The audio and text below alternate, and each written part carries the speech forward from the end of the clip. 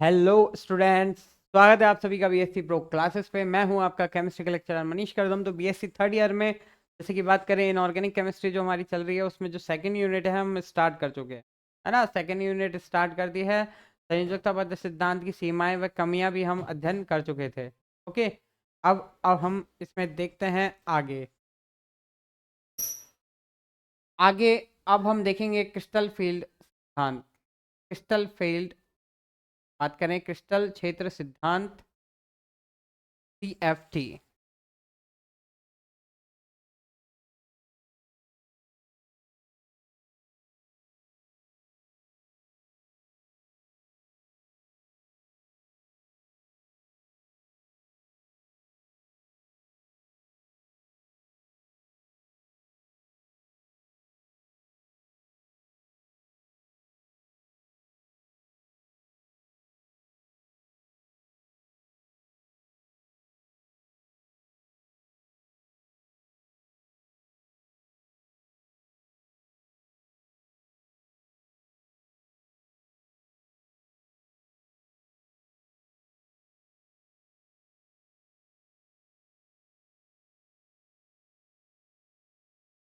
Crystal field theory.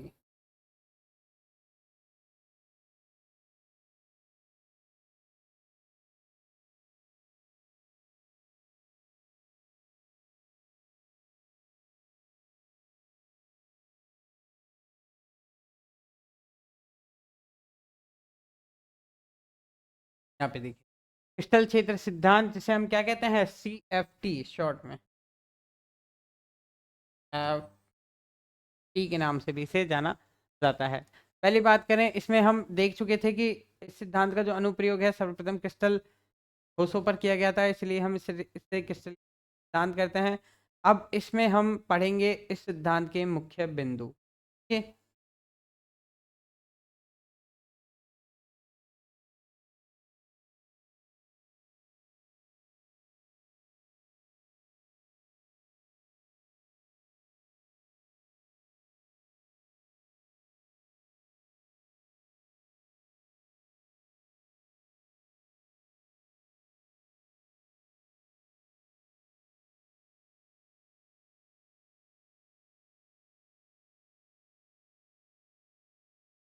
Main points of this.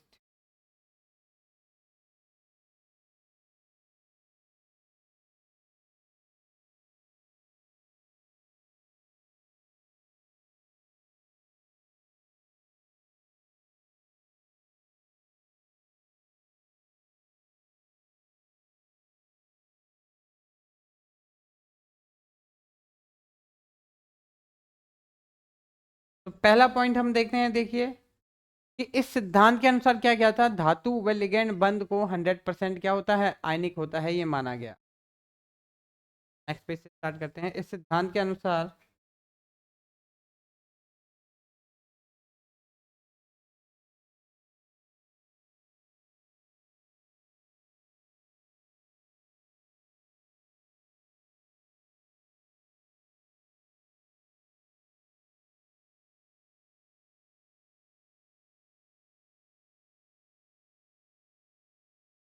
धातु व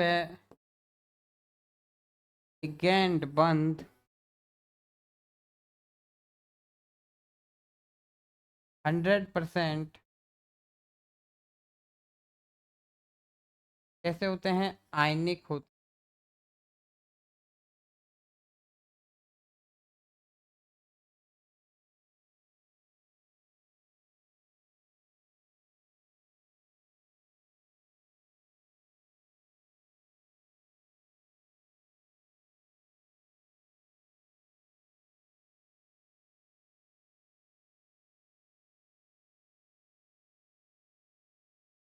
according to this theory,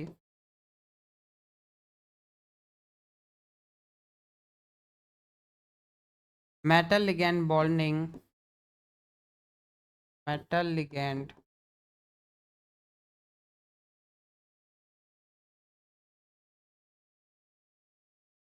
bonding are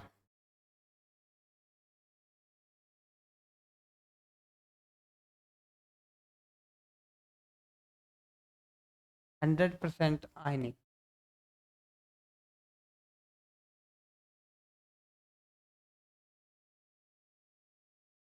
इस नियम के अनुसार जो मेटल लिगैंड बॉन्डिंग होती है वो 100% क्या होती है, आयनिक होती है।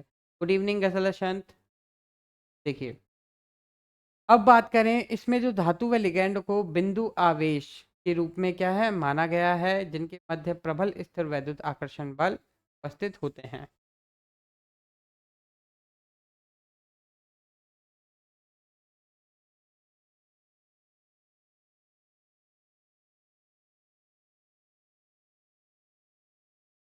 धातु व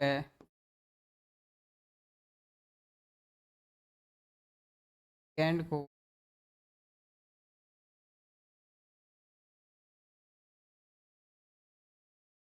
बिंदु आवेश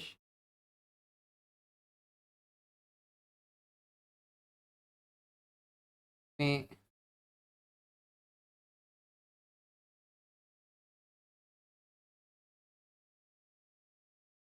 माना गया है, बिंदु आवेश के रूप में माना गया है, जिनके मध्य प्रबल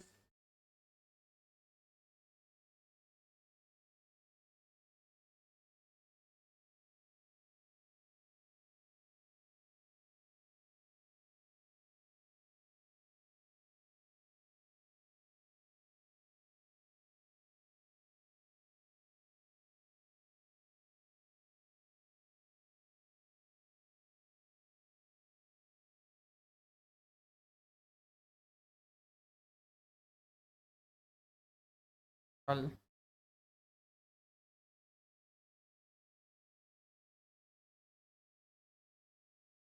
कार्य करता है, के मध्य प्रबल स्थिर वैद्युत आकर्षण बल कार्य करता है। In this ligand and metals are, ये बात करें suppose a point charge,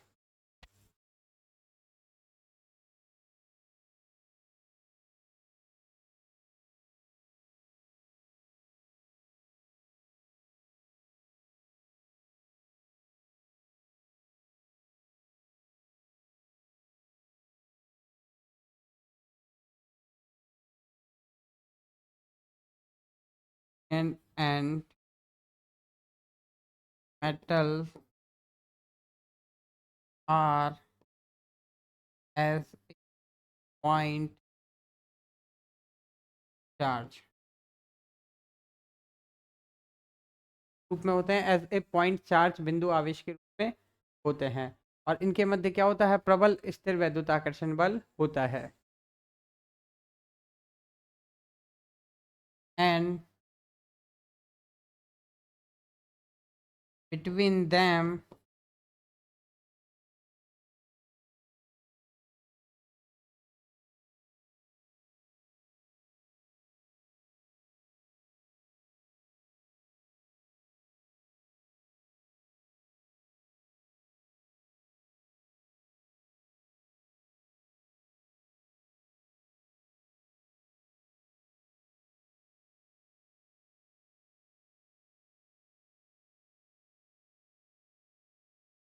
strong electrostatic force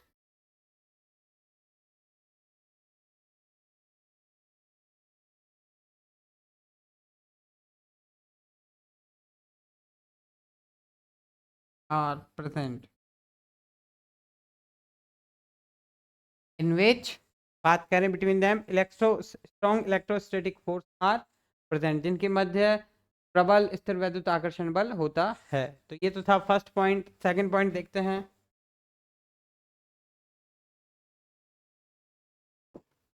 देखिए सेकंड पॉइंट में है कि इसके अनुसार कुल यौगिक के निर्माण में, बात करें संकुल यौगिक के निर्माण में, लिगैंड धातु, बात करें लिगैंड धातु के रिक्त कक्षकों को क्या करता है, इलेक्ट्रॉन युग्म नहीं देता है।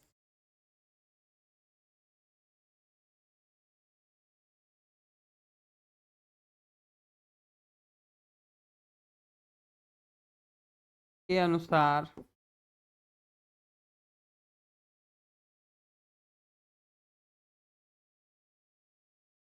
लिगैंड धातु के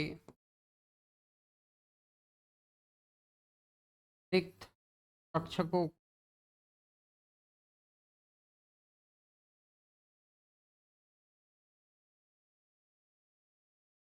इलेक्ट्रॉन युग्म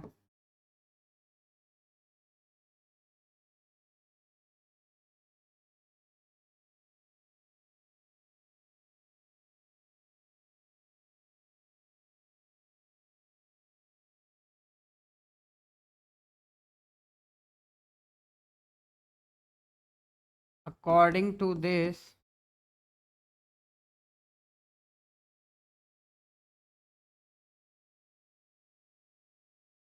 ligand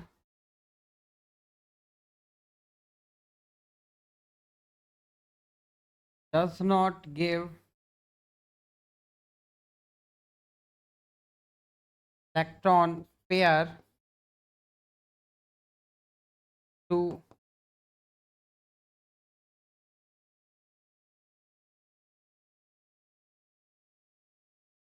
vacant d orbital.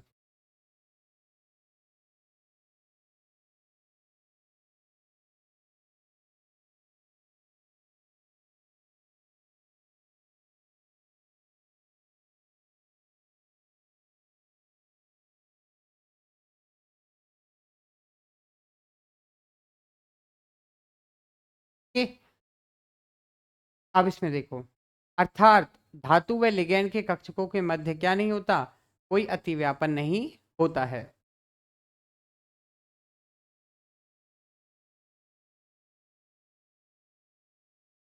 अर्थात धातु व लिगैंड के कक्षकों के मध्य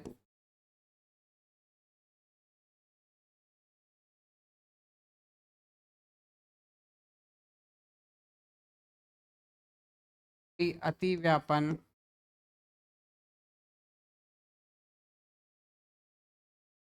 नहीं होता।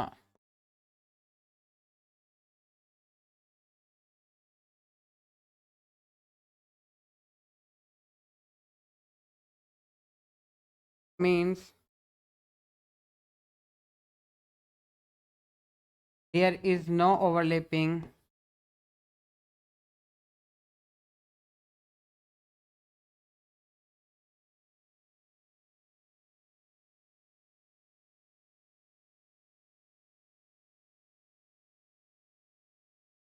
between the orbital of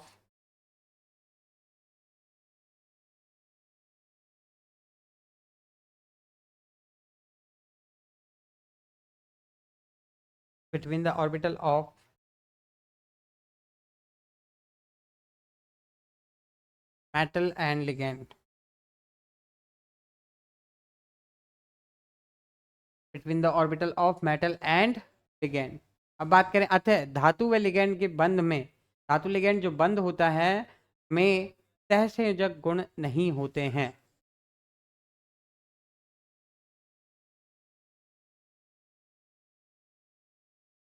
अतः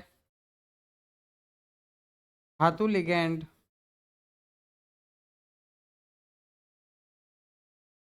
बंध में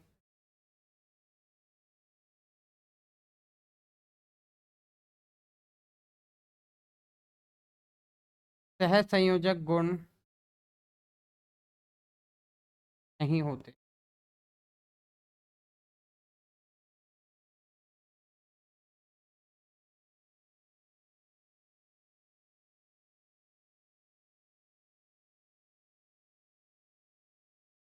There is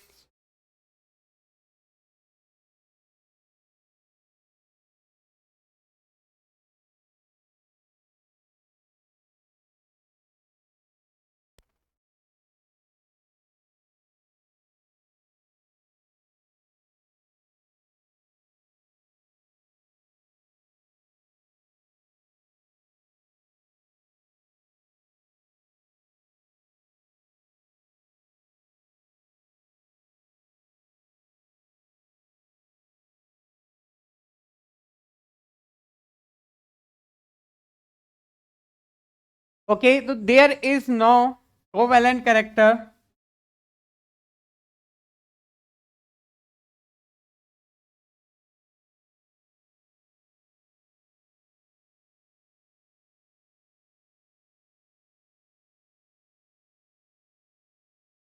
in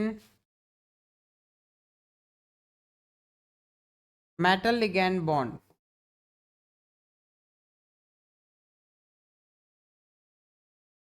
okay, metal ligand bond में कोवेलेंट कैरेक्टर नहीं होता। ओके, अब नेक्स्ट देखते हैं थर्ड।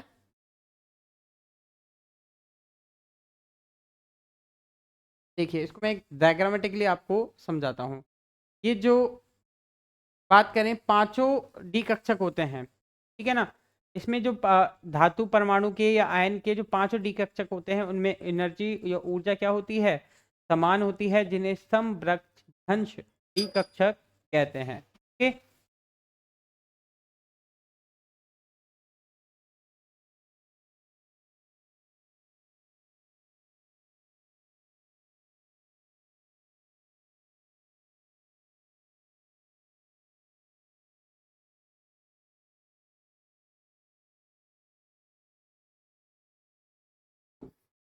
धातु परमाणु या आयन में, धातु परमाणु या आयन में पांचों D कक्षक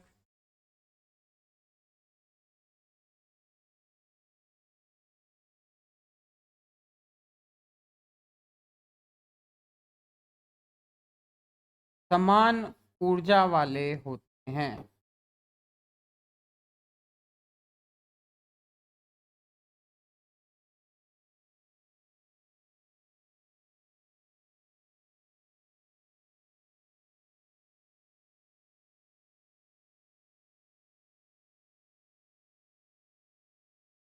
5d orbital have same energy,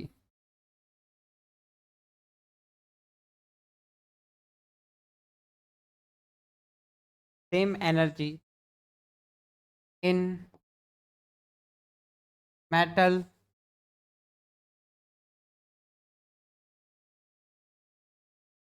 atom और आयन। पांचों परमाणु या आयन होते हैं, उनमें पांचों डी कक्षक समान ऊर्जा वाले होते हैं। ओके, और इसलिए हम इन्हें क्या कहते हैं, इन्हें समभ्रंश डी कक्षक कहते हैं। इन्हें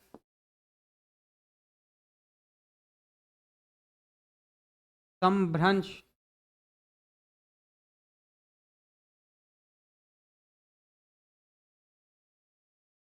डी कक्षक कहते हैं।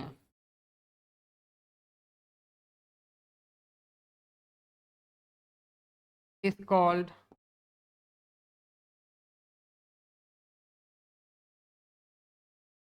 degenerative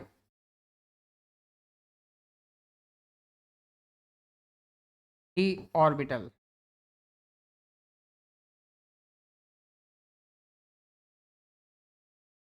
degenerative d orbital।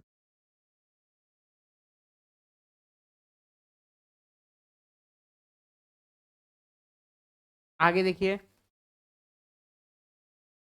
अब ये जो संरचना है, अब बात करें, इसमें धातु आयन के संपर्क में जब लिगेंड आता है तो समान ऊर्जा वाले जो डी कक्षक होते हैं, उनमें प्रतिकर्षण के कारण निम्न ऊर्जा स्तरों में क्या हो जाता है, विभाजित हो जाता है। और बात करें, इसमें लिगेंड द्वारा, देखिए, इसमें लिगेंड द्वारा अधिक प्रतिकर्षित डी कक्षक ऊर्जा स्तर, जबकि जो कम प्रतिकर्षित कक्षक है वो निम्न ऊर्जा स्तर में स्थानांतरित हो जाते हैं। देखिए, जो डी कक्षक हैं, डायग्राम से हम इसे समझाते हैं। डी कक्षक ऑर्बिटल,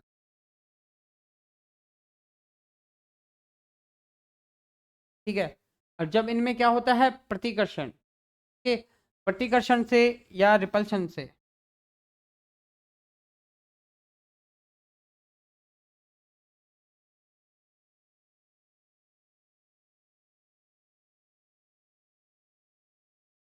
क्या होते हैं ये कि दो पार्ट में डिवाइडेड हो जाते हैं, ठीक है, दो पार्ट में बट जाते हैं।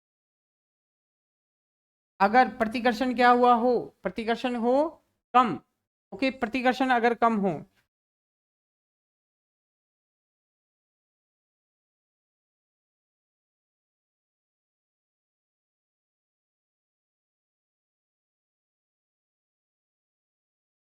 रिपल्शन, कम प्रतिकर्षण हो, तो ये बनता है हमारा निम्न ऊर्जा स्तर, ओके, या बात करें निम्न ऊर्जा स्तर का यहाँ पे निर्माण होता है।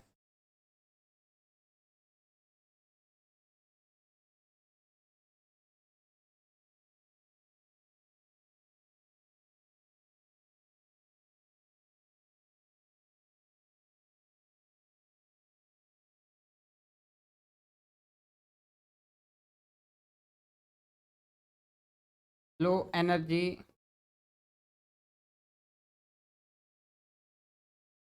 लेवल। और अगर प्रतिकर्षण क्या हो, अधिक प्रतिकर्षण होता है,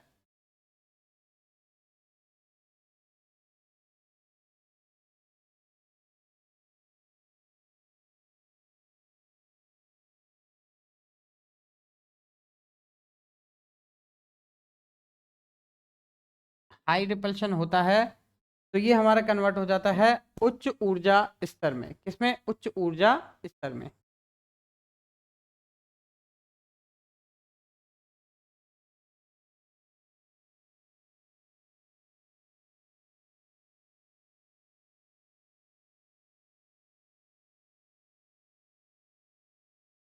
हाई एनर्जी ऑर्बिटल।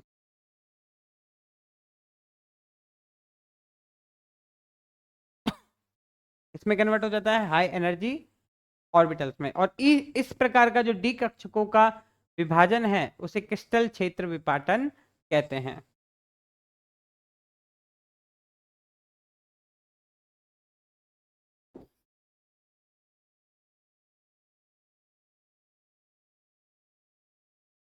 प्रकार डी कक्षकों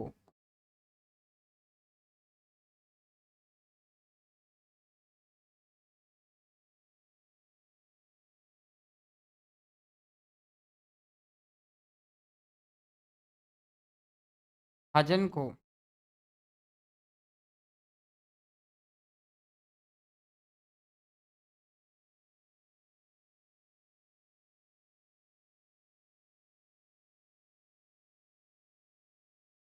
क्रिस्टल क्षेत्र विपाटन।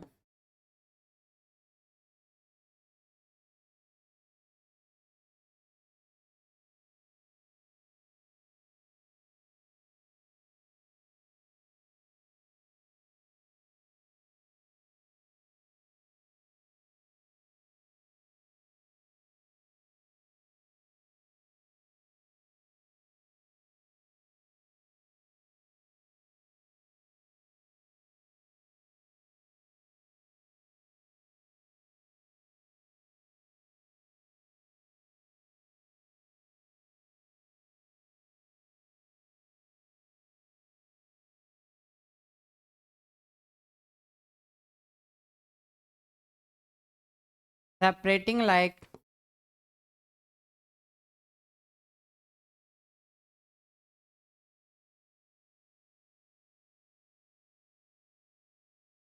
This type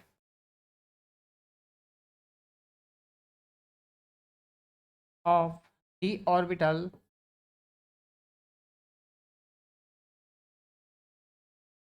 is called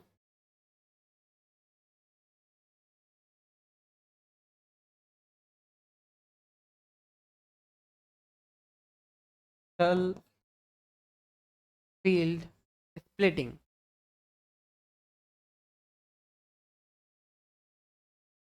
orbital field splitting कहते हैं, ओके। और इनके मध्य की जो ऊर्जा अंतर को हम क्या कहते हैं? क्रिस्टल क्षेत्र विपाटन ऊर्जा।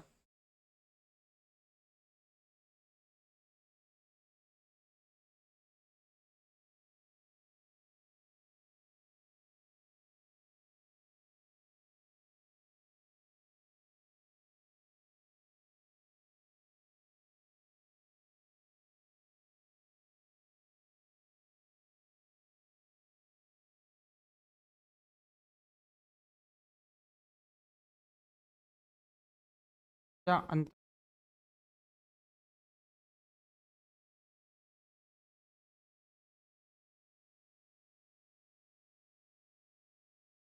क्रिस्टल क्षेत्र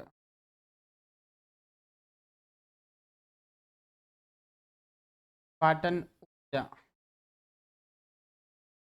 कहते हैं, क्रिस्टल क्षेत्र विपाटन ऊर्जा से CFS कहते हैं।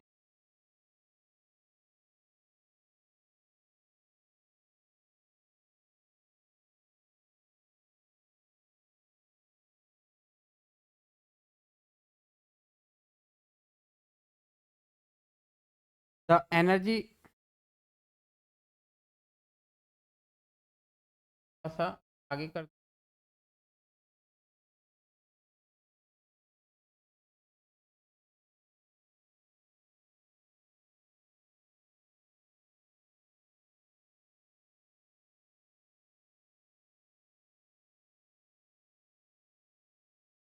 The energy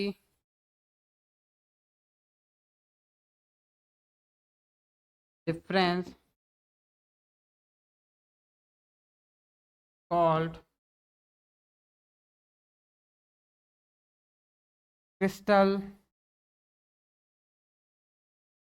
field splitting energy, crystal field splitting energy, CFS।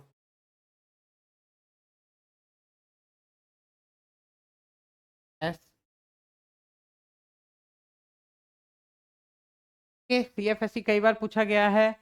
अब बात करें जो क्रिस्टल क्षेत्र विपाटन ऊर्जा है, इसे डेल से भी हम क्या करते हैं, प्रदर्शित करते हैं।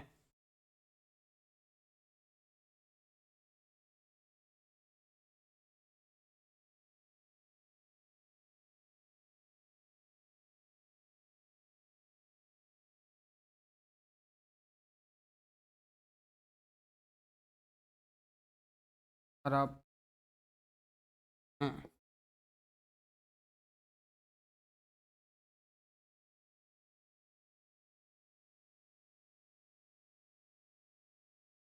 प्रेजेंट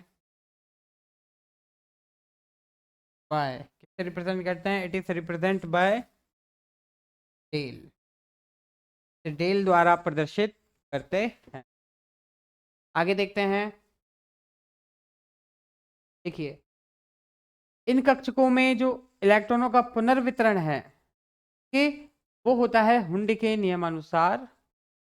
ठीक, ये तथ्य लिखते हैं, इन कक्षकों में जो फोर्थ पॉइंट है अपना,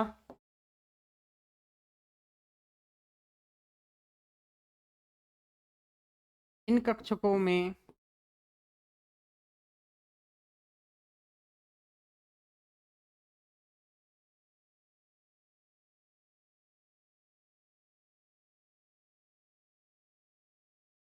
इलेक्ट्रॉन का वितरण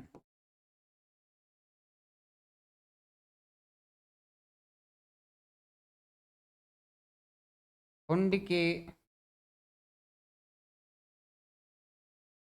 नियमानुसार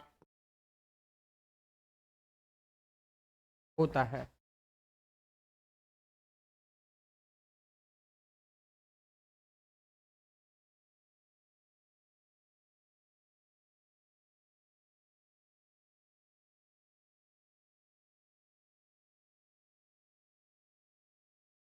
The electron distribution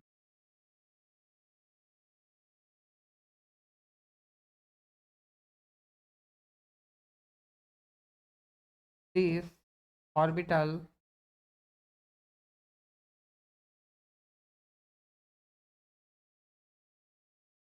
like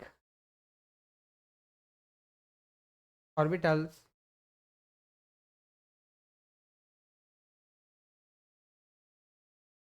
according to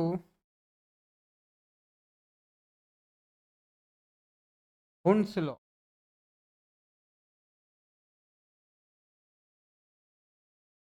के अनुसार होता है, हुंड्स लॉ के अनुसार होता है।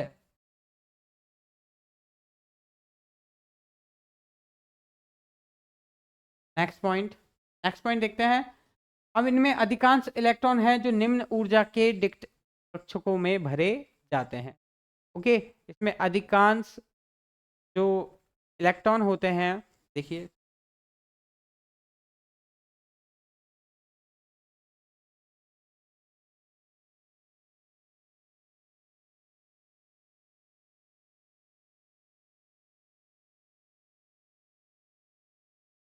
में अधिकांश इलेक्ट्रॉन में निम्न ऊर्जा के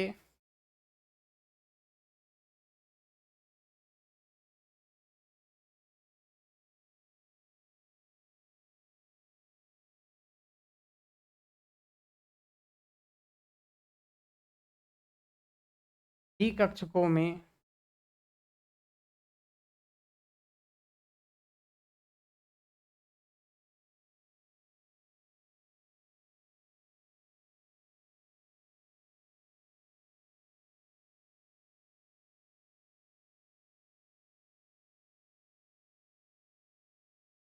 मैक्सिमम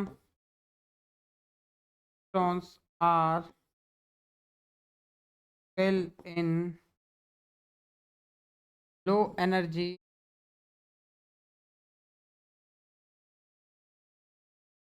डी ऑर्बिटल।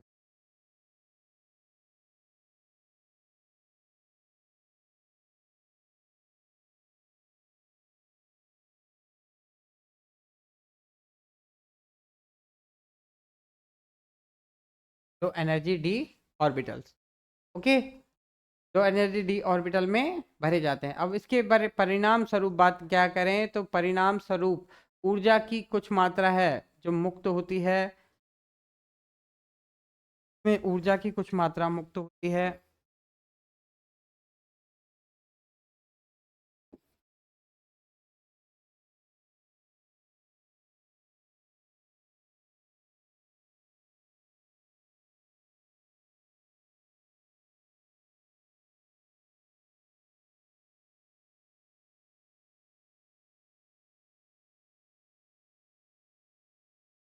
क्या होती है इसमें, इसमें ऊर्जा की कुछ मात्रा मुक्त होती है। ओके, जिसे क्रिस्टल क्षेत्र स्थायीकरण ऊर्जा कहते हैं।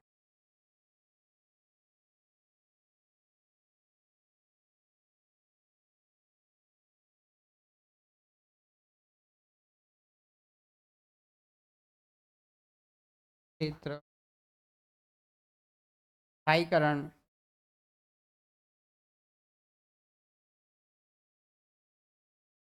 ऊर्जा कहते हैं।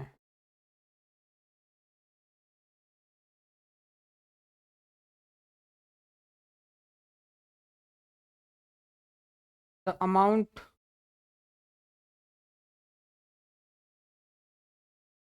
Of energy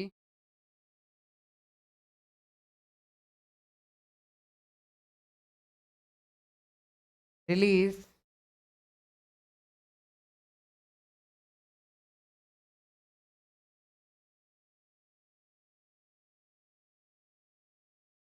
which is called crystal field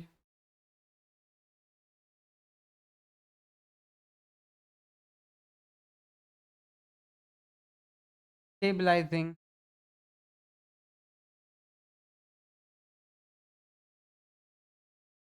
energy।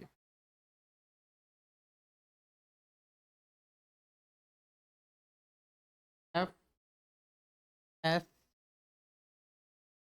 Crystal field stabilizing energy, CFSE कहते हैं। आगे देखते हैं नेक्स्ट पॉइंट। देखिए फिफ्थ पॉइंट, इसमें क्या होता है कि इस क्षेत्र में डी कक्षकों में विपाटन में, डी कक्षकों का जब विपाटन होता है तो डी कक्षकों में ऊर्जा में जितनी कमी आती है उतनी ही क्या हो जाती है, शेष डी कक्षकों में ऊर्जा में वृद्धि हो जाती है, जिसके परिणाम स्वरूप जो ऊर्जा परिवर्तन क्या हो जाता है, शून्य होता है, अर्थात तंत्र की ऊर्जा में कोई परिवर्तन नहीं। मीन्स ये ऊर्जा संरक्षण का नियम है, उसका भी क्या करता है, ये फॉलो करता है। देख पॉइंट पॉइंट ये है कि क्रिस्टलीय क्षेत्र में मैं थोड़ा शॉर्ट में करने की कोशिश करता हूँ। डी कक्षकों के विपाटन में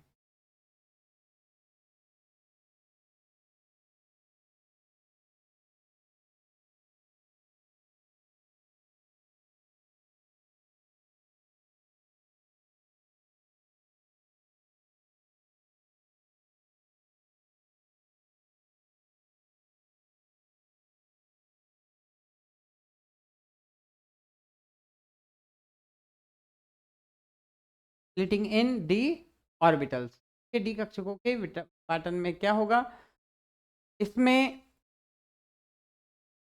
जितनी हम बात करें, जितनी डी कक्षों की ऊर्जा में जितनी कमी आती है उतनी ही शेष डी कक्षकों की ऊर्जा में वृद्धि हो जाती है।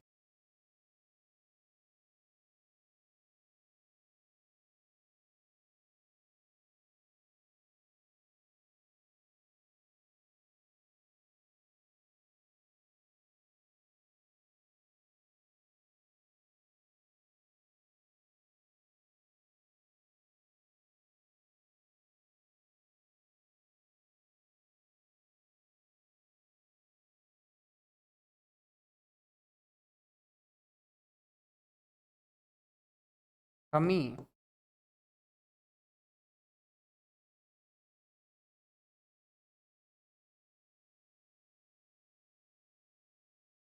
तो energy increase in d orbital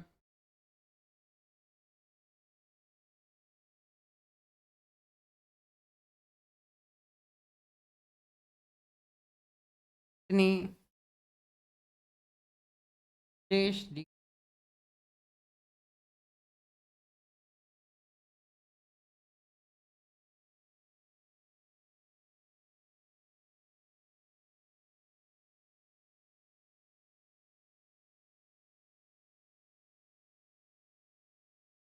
as energy is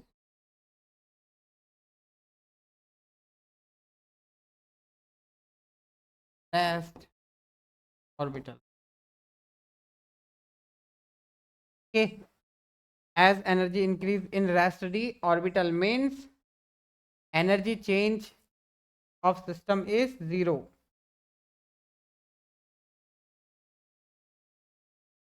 है ना। मीन्स इसमें ऊर्जा में क्या होता है, तंत्र की ऊर्जा में कोई परिवर्तन नहीं होता।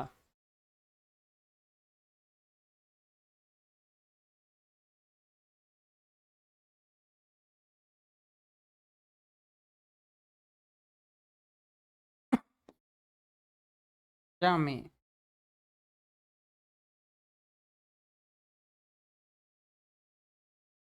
कोई परिवर्तन, हाँ,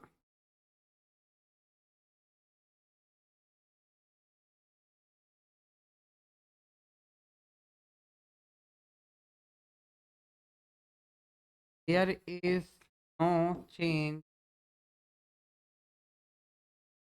in the energy of, there is no change in the energy of system, clear। Next point और आखिरी पॉइंट ये है कि ऐसे लिगैंड जिनके लिए डेल का मान क्या होता है, अधिक होता है, वे प्रबल क्षेत्र लिगैंड कहलाते हैं।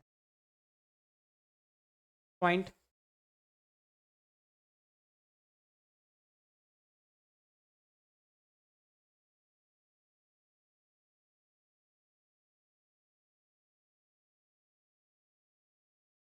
लिगैंड के, अब जिनके लिए डेल की वैल्यू क्या होगी, अधिक होगी, जिनके लिए डेल का मान अधिक,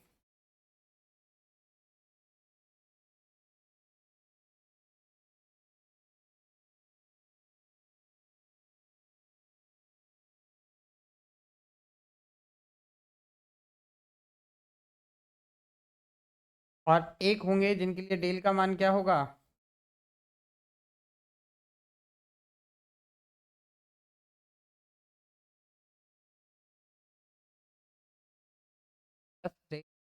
वैल्यू। अब जिनके लिए डेल का मान अधिक होता है, ओके, जिनके लिए डेल का मान अधिक होता है उन्हें कहते हैं प्रबल क्षेत्र लिगेंड।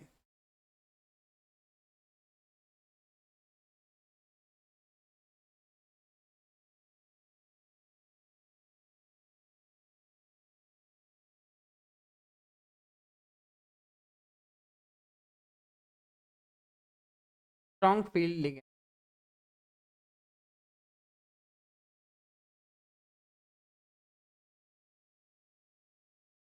Strong field ligand. और जिनके लिए डेल का मान क्या होगा? कम होगा, उन्हें कहेंगे दुर्बल क्षेत्र।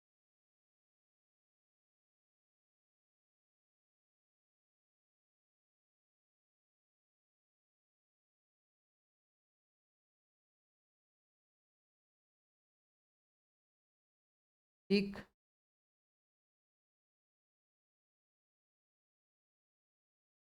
ओके, तो स्टूडेंट्स ये है अपना छठा पॉइंट।